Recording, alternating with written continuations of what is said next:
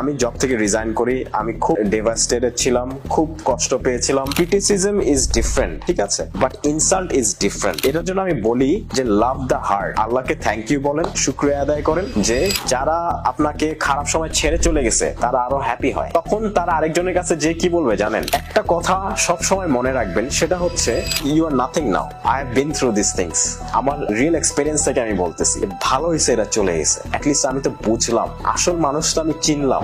That time you গোটা show to the world আপনি কোনো এভারেজ মানুষ না, যে তারা কখনোই আমার ভালো চায়নি। শুধু খারাপ সময় আসলেই বুঝতে পারবেন। ভালো সময় তো সবাই আপনার বেস্ট ফ্রেন্ড। খারাপ সময় আসবে, সবার আসবে, যাদের আসেনি তাদেরও আসবে। ভয় পাওয়া যাবে না, ঘাবড়ানো যাবে না, আল্লাহর উপর আস্থা রাখতে হবে, কারণ একবার উঠে দাঁড়ালে আপনি আর কেউ আপনাকে আটকাতে পারবে না ইনশাআল্লাহ। আমি জব থেকে রিজাইন করি, আমি খুব ডেভাস্টেটেড ছিলাম, খুব কষ্ট পেয়েছিলাম। ক্রিটিসিজম ইজ ডিফারেন্ট, ঠিক আছে, বাট ইনসাল্ট ইজ ডিফারেন্ট। এটার জন্য আমি বলি যে লাভ দ্য হার্ট, আল্লাহ